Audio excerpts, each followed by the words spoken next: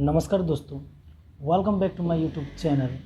Thumbnail देख करके तो आपको पता ही चल गया होगा मैं किस टॉपिक में वीडियो आज बना रहा हूँ।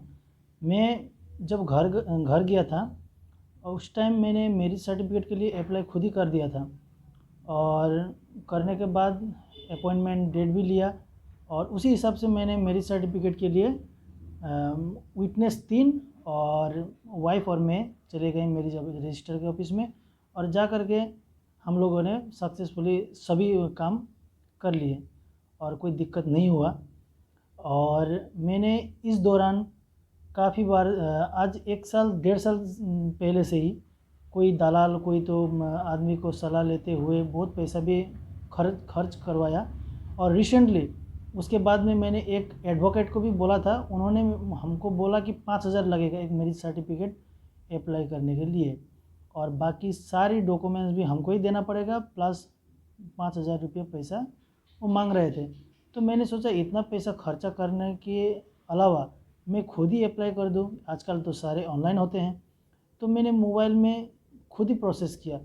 तो हर कोई ये प्रोसेस कैसे करते हैं, क्या क्या डॉक्यूमेंट्स देना पड़ता है ये नहीं जानते हैं, इसलिए इस टॉपिक में आप लोगों के लिए वीडियो बना के दे रहा हूँ। और काफ़ी दिनों से मेरे तबीयत थोड़ा ठीक नहीं था, जब घर से लौट के आया तो मैंने डेली ब्लॉग भी नहीं बनाया हूँ और मेरा अभी तबीयत थोड़ा ठीक है। तो अभी फिर से मैं डेली ब्लॉग शुरू करने वाला हूँ और चलिए इस टॉपिक में बात करते हैं।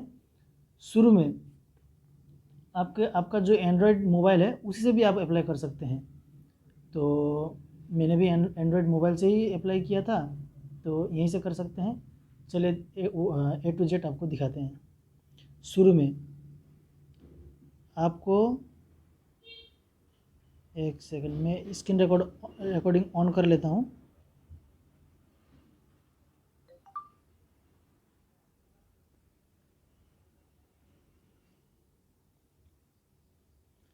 चलिए शुरू में आपको खोलना पड़ेगा क्रोम खोलने के बाद आपको जो 3 डॉट दिखता है साइड में 3 डॉट, इसमें क्लिक करना है। क्लिक करने के बाद यहाँ पे देखिए आप डेस्कटॉप मोड दिखाई दे रहा होगा, डेस्कटॉप साइट, तो इसको क्लिक करना है। डेस्कटॉप साइट क्लिक करने के बाद अपने आप ओपन हो जाएगा। इसमें लिखना है आपको, थोड़ा सा अगर दिखने में थोड़ा तकलीफ हो रहा है तो थोड़ा जूम कर लीजिएगा। इसमें लिखिए सेवा सेतु, जो मैंने यहाँ पे शुरू में ही टाइप करके रखा था, सेवा सेतु करने के बाद आपको करना है, ये पहले जो पोर्टल है थोड़ा जूम कर लीजिए, पहले जो पोर्टल है सेवा सेतु होम, इसमें आपको क्लिक करना है। चलिए इसमें क्लिक करते हैं।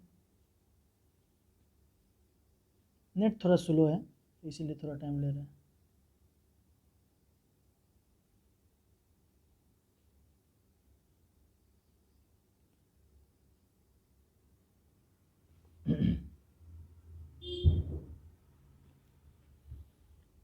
चलिए आप लोग भी इसी तरह से आप लोग अप्लाई कीजिएगा, ज़रूर होगा। मेरा हो गया है, सर्टिफिकेट आ गया है, थंबनेल में आपको लगा के दिया हुआ है। चलिए ये इसके बाद यहाँ पे देखिए, यहाँ पे log in, track, grievance, appeal, PFSC, locators, ये सब है। इसमें आपको करना क्या है, लॉगिन पे क्लिक करना है। यहाँ पे देखिए अभी मेन चीज़ आया यहाँ पे, login register, select your type. ये PFC और CSC ऑफिशियल, ये ऑफिशियल तो ऑफिस वाले कर सकते हैं। CSC जो CSC सेंटर है, आपको क्या करना है, आपको सिटीजन में दबाना है। सिटीजन में क्लिक कीजिए। सिटीजन क्लिक करने के बाद इस तरह का इंटरफेस खोल करके आएगा। देखिए मेरी पहचान, ठीक है। तो इसमें देखिए मेरा यहाँ पे यूज़र नेम वगैरह मांग रहा है, Aadhaar card, user name, mobile ID, mobile number, जो भी कर सकते हैं। इससे पहले अगर आपका इसमें लॉगिन नहीं किया हुआ है तो पहले रजिस्टर कर लेना पड़ेगा, जो कि नीचे लिखा हुआ है न्यू यूज़र वहाँ पे जाके पहले आप रजिस्टर कर लीजिए। उसके बाद में जो मोबाइल नंबर से रजिस्टर करते हैं वो मोबाइल नंबर और पासपोर्ट, वो दोनों होने से हो जाएगा। मेरा ऑलरेडी किया हुआ है पहले, आपको मालूम ही है, बोला हूँ अभी जस्ट। तो इसमें आप मोबाइल नंबर मारिएगा। आप रजिस्टर करने के बाद आपको ये कुछ मिलेगा अगर आप पहली बार कर रहे हैं तो। इसमें बहुत बहुत सारा, आप मान लीजिए एक्सचेंज कार्ड ये सब करते हैं तो वही वही आईडी से आपको हो जाएगा। मेरा पहले ही एक्सचेंज कार्ड वगैरह ये सब ऑनलाइन किया हुआ था, इसीलिए मैं वही रजिस्टर आईडी से कर रहा हूँ। तो ये अभी मेरा मोबाइल नंबर मार देते हैं।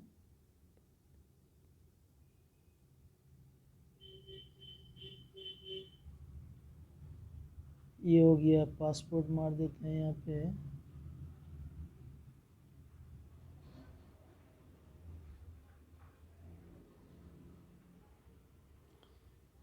चलिए, इसमें जो बॉक्स है इसमें टिक कीजिएगा, उसके बाद साइन इन। ये करने के बाद क्या होगा,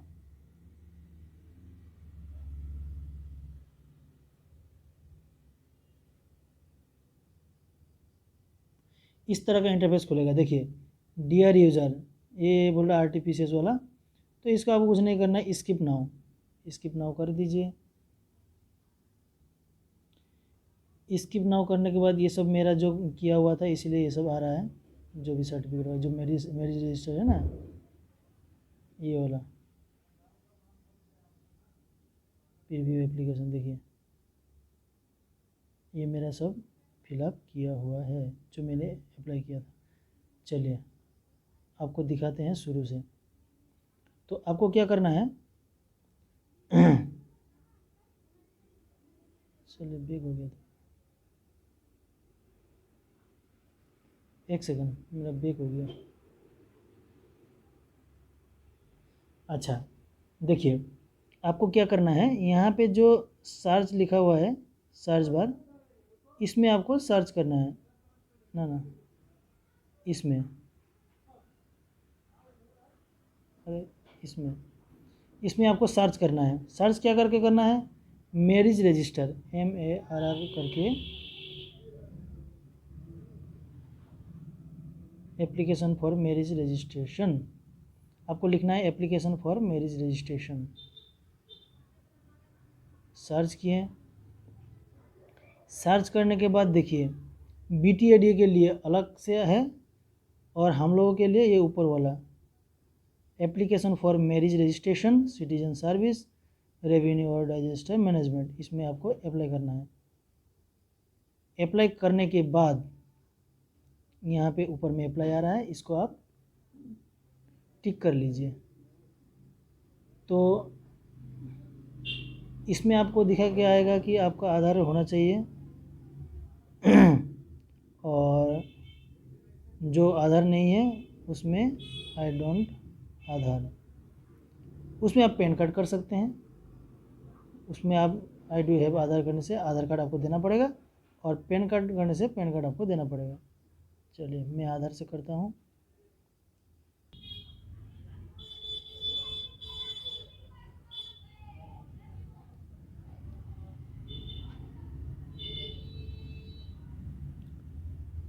थ्री वन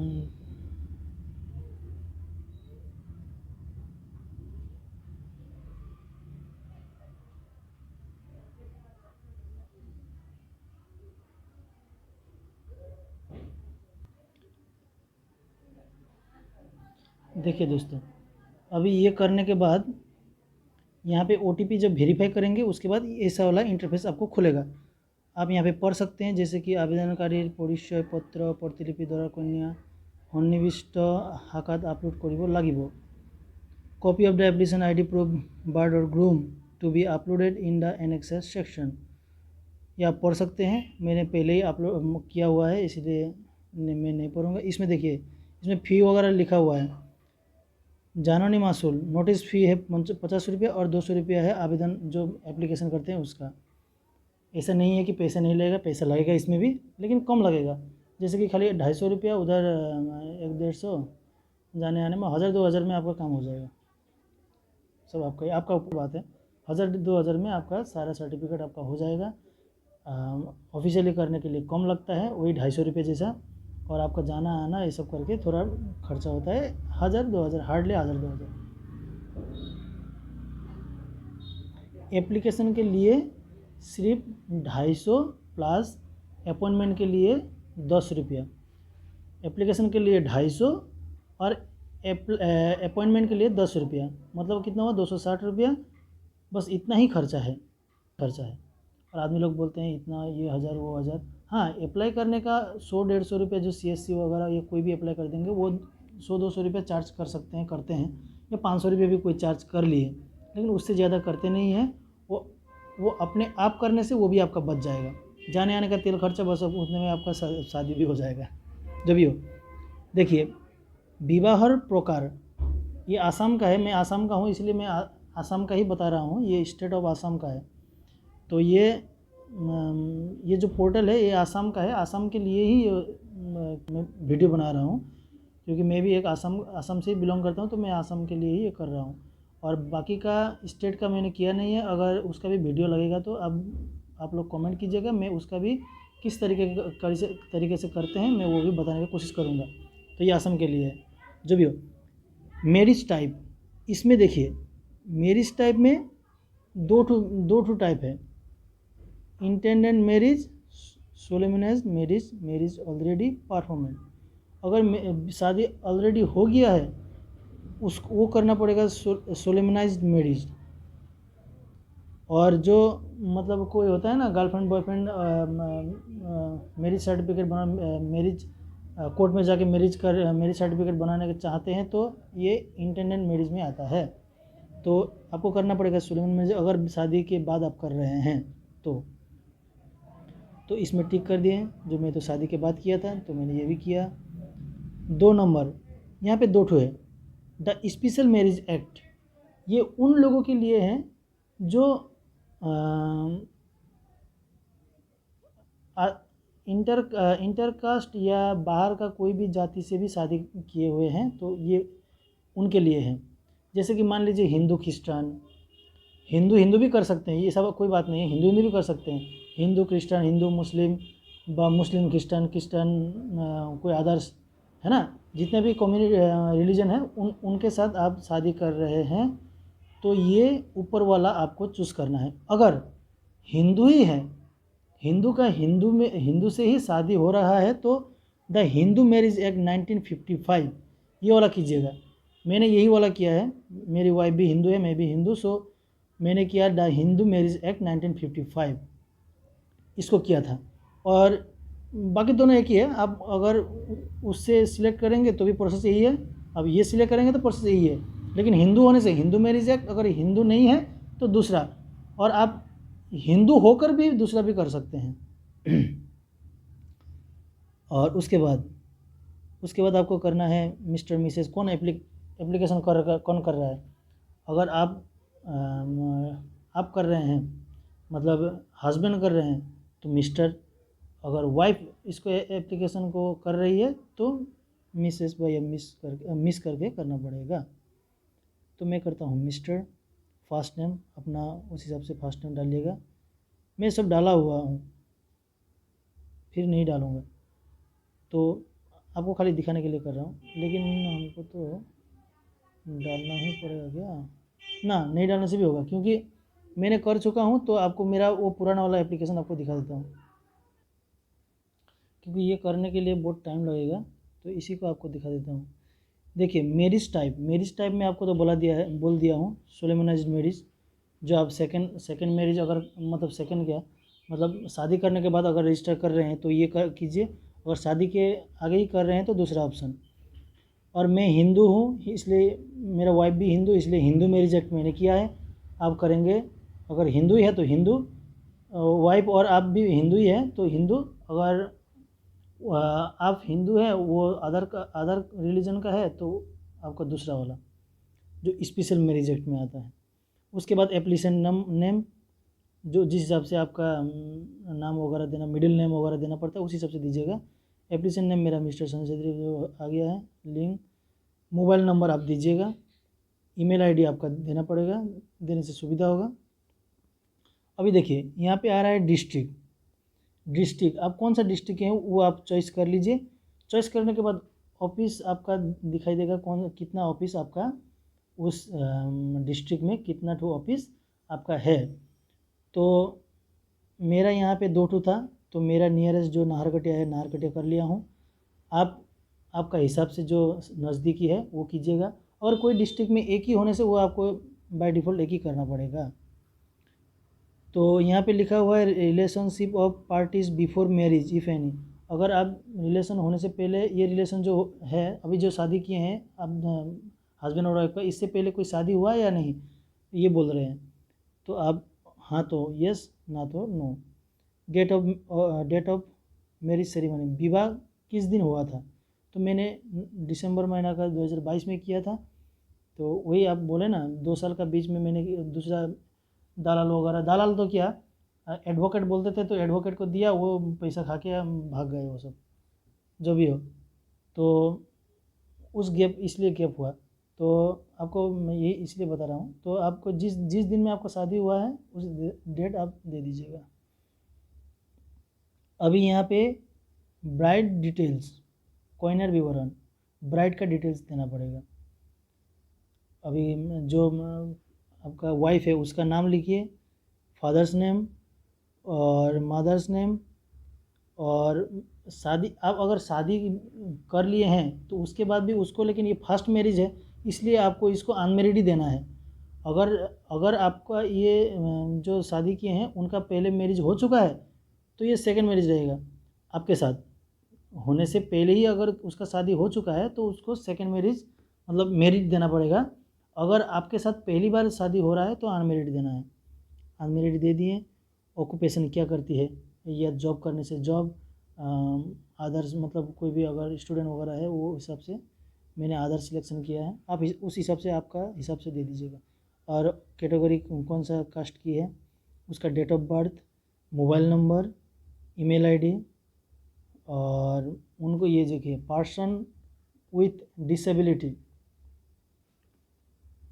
देखिए पर्सन विथ डिसेबिलिटी, ये अगर मतलब डिसेबिलिटी है, मतलब शारीरिक जो होता है ना, मान लीजिए शारीरिक जो होता है ना, मान लीजिए उसका मतलब चलने फिरने का दिक्कत होता है, हाथ पैर नहीं है, ऐसा वाला, उसमें है तो यस, नो तो नो। तो उसके बाद में अगर आपका पहले ही, मैंने जो बोला, आप लड़का हो या लड़की, उन्होंने आपसे शादी करने से पहले ही अगर शादी किया है तो उनसे कोई बच्चा है तो यहाँ पे name of children for earlier marriage, पूर्व विवाह और संतान और नाम वो देना है। आप पहली बार शादी कर रहे हैं तो उसका जो देने का ज़रूरत नहीं है। हालांकि ये जो पहली बार शादी करते हैं वही ये बनाते हैं, तो इसी सबसे बनाने से भी हो जाएगा। तो अभी जो वाइफ का है उनका डिटेल्स देना पड़ेगा। कंट्री कहाँ की है, इंडिया, और स्टेट असम, उस हिसाब से आप देना है। उनका डिटेल्स जो है पिन कोड वगैरह, village name, police station, post office, address आप दे सकते हैं। LAC विधानसभा समष्टि ये भी देना है, उसी तरह दीजिए। और अभी तक उनका उम्र कितना हुआ है वो भी आपको देना पड़ेगा, मैंने दे दिया हूँ। और परमानेंट एड्रेस भी देना है उस हिसाब से आपको। अगर आपका परमानेंट और प्रेजेंट एड्रेस एक ही है तो वो टिक कर दीजिएगा, तो साथ में वो आ जाएगा। अगर आप लोग इससे समझ नहीं पाए हैं तो फिर आप कमेंट कीजिएगा, मैं दूसरा किसी का अप्लाई करके पूरा डिटेल्स ही आप लोग को अप्लाई करके ही आपको दिखा दूंगा। ये अभी थोड़ा टाइम लगेगा, इसलिए मैंने, मोबाइल में तो बहुत टाइम लगता है, इसीलिए मैंने एक बार किया हुआ है, इसलिए आपको दिखा रहा हूँ। अगर आप लोग नहीं जान रहे हैं तो कमेंट कीजिएगा, कमेंट करने के बाद आपको पूरा प्रोसेस, ये आपका ही, हमको मैसेज कीजिएगा, आपका ही पूरा अप्लाई कर दूंगा। उसके बाद में वही वीडियो में फेसबुक में अपलोड कर दूंगा, आपका डिटेल्स जो है उसको हाइड करते हुए। उसके बाद में आपको आना है नीचे, देखिए इसी तरह आपका आएगा।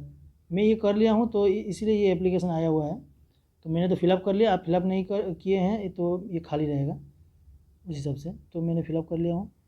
अभी bride groom present address, bride और ग्रूम का प्रेजेंट एड्रेस, दोनों का जो प्रेजेंट एड्रेस है मैंने दे दिया हूँ। और मेरा जो विधानसभा पड़ता है नाहरकटिया है, तो नाहरकटिया दे दिया हूँ, आप देख सकते हैं। और दो परमानेंट एड्रेस जो मेरा है वो दे दिया हूँ। अब यहाँ पे देखिए अटैच, ये होने के बाद आपको अटैच करना है कुछ डॉक्यूमेंट्स। तो डॉक्यूमेंट्स जो भी है ये आपका आईडी प्रूफ, एड्रेस प्रूफ, जो पैन कार्ड, आधार कार्ड, ये सब है, पासपोर्ट, ये सब आप दे सकते हैं। मैंने पासपोर्ट दिया था। और आपका जो एप्लीकेशन आपका एज प्रूफ है, एज प्रूफ के लिए आपका मैट्रिक का जो एडमिट है वो भी आप दे सकते हैं। और बर्थ सर्टिफिकेट है तो वेल एंड गुड, वो भी दे सकते हैं। अच्छा, इसमें आपका दो जगह में कन्फ्यूज़ होगा, मेरा भी कन्फ्यूज़न था दो जगह में। एक तो हो गया मैरिज नोटिस, मैरिज नोटिस में आपका कन्फ्यूज़न होगा। और एक होगा आपका ये वाला डिक्लेरेशन सर्टिफिकेट बाय पार्टीज। यहाँ पे देखिए identity proof bride wife, bride oblique wife, identity proof of wife, ये आप दे सकते हैं। वोटर आईडी हो, पैन कार्ड हो, आधार कार्ड हो, जो भी, ये जो सिलेक्शन करने आएगा उसमें। आइडेंटिटी प्रूफ ग्रूम हस्बैंड, उस हिसाब से। एज प्रूफ ये marriage notice, age proof of groom, present address, permanent address, ये सब आप बैंक पासबुक वगैरह दे सकते हैं, प्रेजेंट एड्रेस का बैंक पासबुक, ये सब। तो प्रेजेंट एड्रेस मांगा था, मैंने पासपोर्ट दिया था। इसमें आपका दो ही जगह में कंफ्यूज होगा। एक नंबर आपका मैरिज नोटिस, ये क्या दूँ, मैरिज नोटिस तो पता नहीं चलता है। डिक्लेरेशन सर्टिफिकेट क्या दूँ, ये पता नहीं चलता है, बाकी सब हो जाता है। मेरा भी दोनों में कन्फ्यूजन था। और marriage card of both parties अगर है तो दोनों पार्टी का जो शादी का इनविटेशन कार्ड होता है ना, ये आप यहाँ पे लास्ट वाला कॉलम में आप दे सकते हैं। अगर नहीं है तो नहीं देने से भी होगा, अगर उसमें स्टार आ रहा है तो देना ही पड़ेगा। तो मैंने क्या किया था इसके लिए, मैंने जो कैफ़े वगैरह होता है, जो कार्ड वगैरह बनाते हैं ना, वहाँ पे जा कर के थोड़ा पैसा दे के वो कार्ड एक बना लिया था, बना के यहाँ पे अपलोड करने के लिए। तो आप भी वो करेंगे तो अच्छा रहेगा। पहले आपको सर्टिफिकेट वगैरह आपको रखना है, क्या क्या रखना है, वोटर आईडी, आधार कार्ड और पैन कार्ड दोनों का। और उसके बाद एज प्रूफ के लिए अगर आपका ये क्या बोलते हैं मैट्रिक का पेपर, नहीं तो आपका बर्थ सर्टिफिकेट, ये रखिए। उसके बाद में आपका सिग्नेचर दोनों का लगेगा, सिग्नेचर भी रेडी रखिए। ये सब का आप पहले फ़ोटो मार के इसका पीडीएफ बना के रख लीजिए। उसमें शायद पीडीएफ मांगता है, पीडीएफ नहीं तो जेपीजी, उस हिसाब से। और वो कैसे करेंगे वो भी आपको बता दूंगा, बताने वाला, थोड़ा रुकिए। Declaration certificate, sorry marriage notice, इसके लिए आप क्या देंगे, यहाँ पे मैं व्यू करके दिखाता हूँ।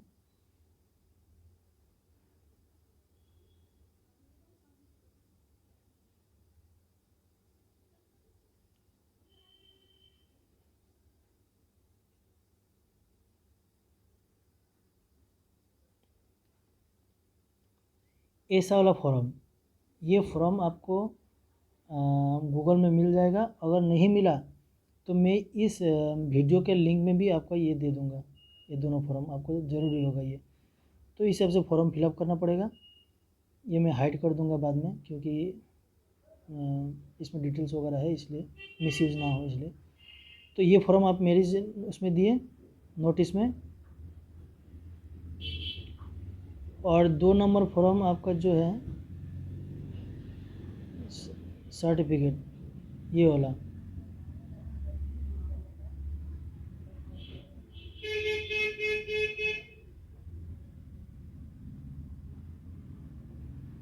ये वाला फॉर्म एक फिलअप करना पड़ेगा।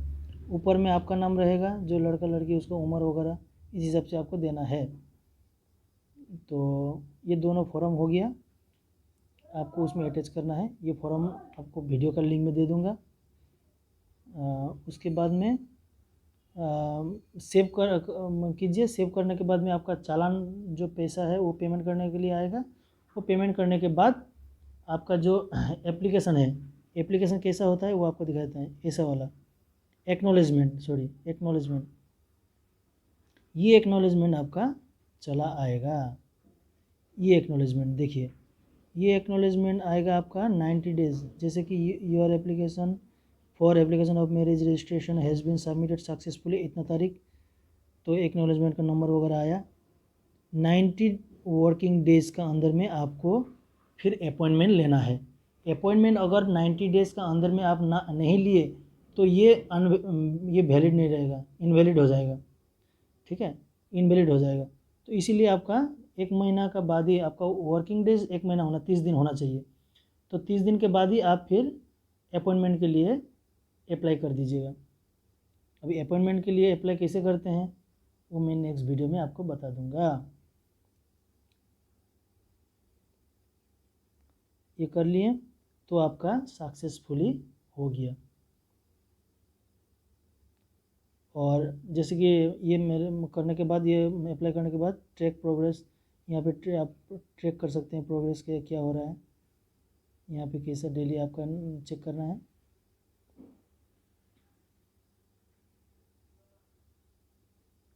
चलिए, यही था आज का वीडियो और आई होप आप लोगों को अच्छा लगा होगा। अगर कोई भी दिक्कत आए तो कमेंट करना ना भूलिएगा, कमेंट कीजिए, हम उस टॉपिक में उस हिसाब से आपको सॉल्यूशन देने की कोशिश करेंगे। और कोई भी प्रॉब्लम नहीं होगा, कोई भी प्रॉब्लम नहीं होगा, मैं ये गारंटी के साथ बोल सकता हूँ। कन्फ्यूजन सिर्फ 2 ही जगह में होगा, मैरिज नोटिस और डिक्लेरेशन ऑफ बोथ पार्टीज़ का जो डिक्लेयर का ये फॉर्म कहाँ से दे, क्या डिक्लेयर करे, ये एक तो थोड़ा कन्फ्यूज़न रहता है। और आपका मैरिज नोटिस में क्या दें उसका कन्फ्यूजन रहता है। बाकी तो सर्टिफिकेट तो आपका वोटर आईडी, पैन कार्ड, आधार कार्ड, बैंक पासबुक, आपका बर्थ सर्टिफिकेट वगैरह तो सब है ही, उस हिसाब से आप दीजिए। और जो सिग्नेचर है उसको भी अपलोड कर दीजिए, बस हो गया, ईजी है। लेकिन आदमी लोग क्या है ना, मतलब पैसा खाने का चक्कर में इतना वो हो गए हैं, 5,000 6,000। अरे भाई कम से कम 1,500 रुपया लो, कर दो भाई, 1,500 रुपया लो। तो 5,000 एक 250 रुपये में होने वाला काम को 5,000 लेके, वो तो फेयर नहीं है ना। तो मैंने भी वही सोच के अब किया था। थोड़ा ये करने से आपको थोड़ा नॉलेज भी होगा, इसमें आप एक्सचेंज कार्ड वगैरह ये सभी बना सकते हैं। तो आई होप आपको ये वीडियो अच्छा लगा होगा। अच्छा लगने से आप लाइक, कमेंट एंड शेयर करना ना भूलिएगा। और बाकी आप जो भी प्रॉब्लम रहेगा उस हिसाब से आप कमेंट कीजिए, मैं सॉल्यूशन करने के लिए रेडी हूँ और आपको सॉल्यूशन देता रहूँगा। पहली बार ऐसा वाला वीडियो बनाया हूँ, ये मतलब मैं डेली ब्लॉग बनाने वाला आदमी, फिर भी ये मेरा मेरा मेरा मतलब ये है कि मेरा चैनल में मेरा लाइफ से जुड़ा हुआ जो भी चीज़ है मैं आपको शेयर करने की कोशिश करूँगा। और आपका मैंने कोई भी चीज़ किया, कोई अप्लाई किया, मैंने रिसेंटली लास्ट ईयर क्या मतलब जून जुलाई में आपका इनकम टैक्स आईटी फाइल बहुत बोला, वो 2,000 3,000 उस हिसाब से चार्ज कर रहे थे। तो मेरा टीडीएस थोड़ा रिफ़ंड आने वाला था। तो रिफ़ंड आने के लिए मैंने सोचा कि 1,000-1,500 रिफ़ंड आएगा, उसमें से मैं फिर 2,000 रुपये दूँगा तो मेरा क्या फ़ायदा। और मेरा इनकम इतना हैवी नहीं कि मैं इनकम टैक्स दे सकूँ, देना पड़े। तो इसीलिए मैंने खुद ही अप्लाई किया और रिफ़ंड भी आ गया और मेरा नॉलेज भी हुआ। अभी से मतलब नेक्स्ट टाइम अपना इनकम टैक्स खुद ही दे सकता हूँ, मतलब आईटीआर फाइल जो भी है खुद ही फाइल कर सकता हूँ। तो इसीलिए आप लोगों को भी कोई दिक्कत नहीं होना चाहिए, मोबाइल से भी आप घर बैठे आप इसको अप्लाई कर सकते हैं। और अप्लाई करने का 30 दिन के बाद आपको अपॉइंटमेंट लेना ज़रूरी होता है। अपॉइंटमेंट कैसे लेते हैं वो मैं नेक्स्ट वीडियो में आई बटन में या नेक्स्ट वीडियो में आपको वीडियो के लास्ट में आपको लिंक दे दूँगा। और उसके उस टाइम आपको बोलूँगा कि अपॉइंटमेंट, जब मैं अपॉइंटमेंट कैसे लेते हैं वो बताऊँगा। उस टाइम में फिर आपको फिजिकली क्या क्या सारे डॉक्यूमेंट्स लेके जाना है वो भी आपको शेयर करूँगा। चलिए आज के लिए इतना ही, चलते हैं, बाय बाय, नमस्कार।